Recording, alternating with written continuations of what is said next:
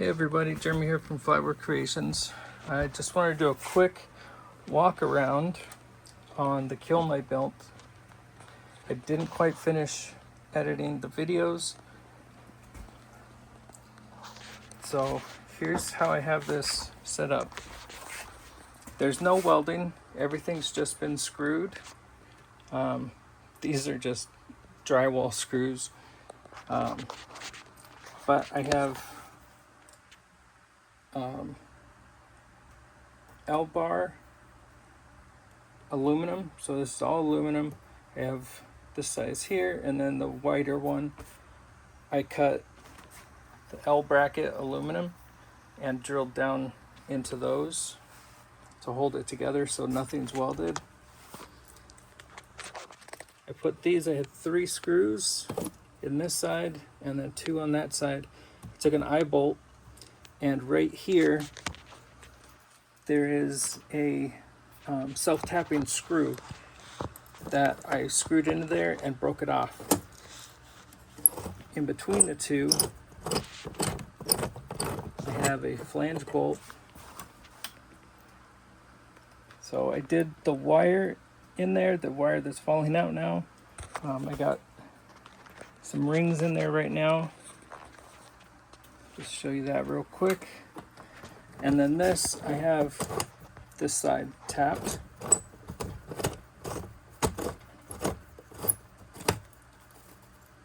And that screw makes it so that it stops. It can only pull so far. Before I did that, it just kept screwing in and screwing in. On the side here, I have 2 big door hinges. Down here, this is a switch, so whenever I open the door, the switch turns off. This is a PID controller, and the one you need for the steps, ouch,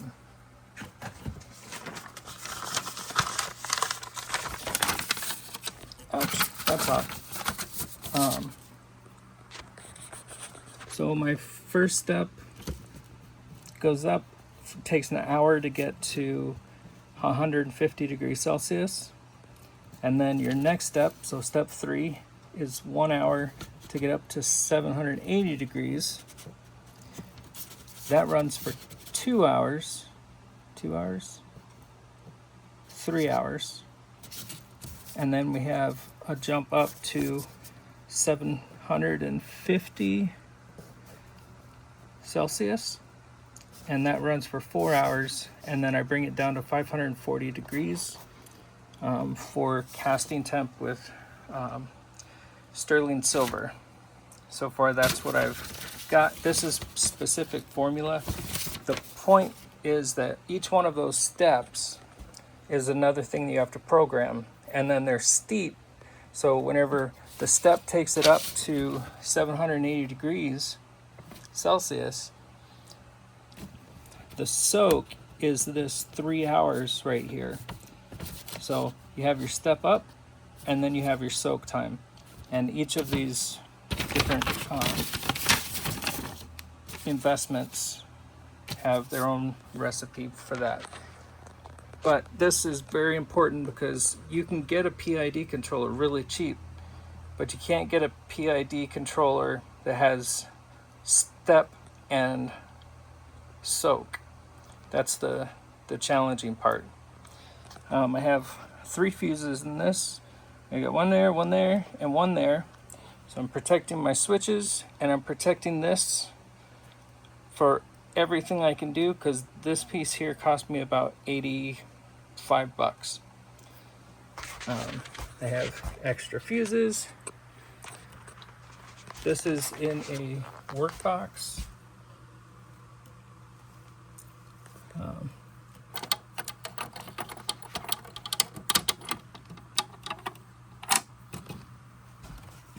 Inside here, I think I can get you far enough away. I can't really see what I'm pointing at.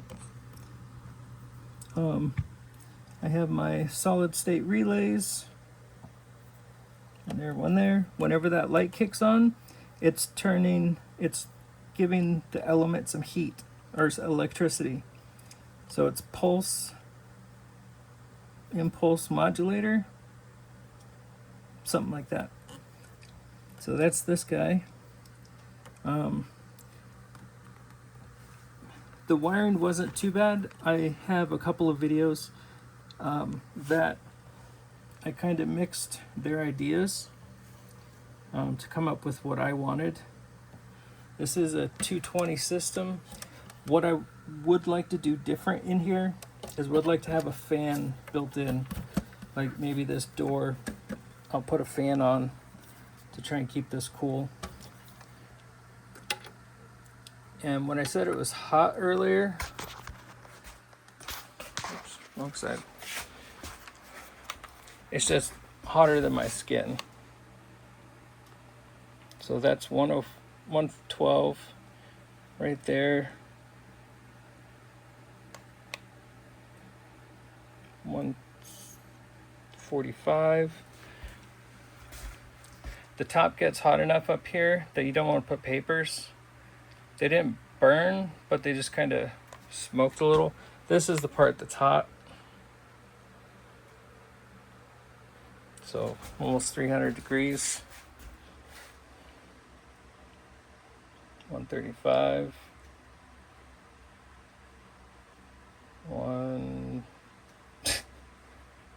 Oh, am I getting in the gap? So the important thing is the wall behind it is concrete board. Below,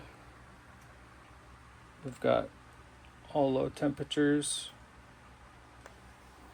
Okay, so that one's attached. Our box out here.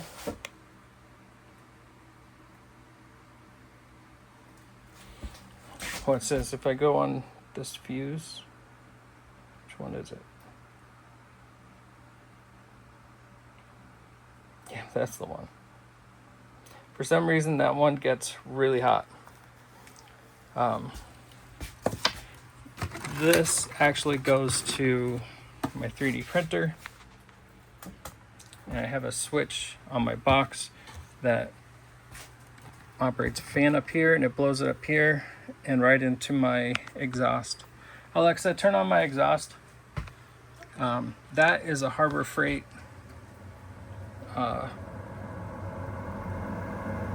fan,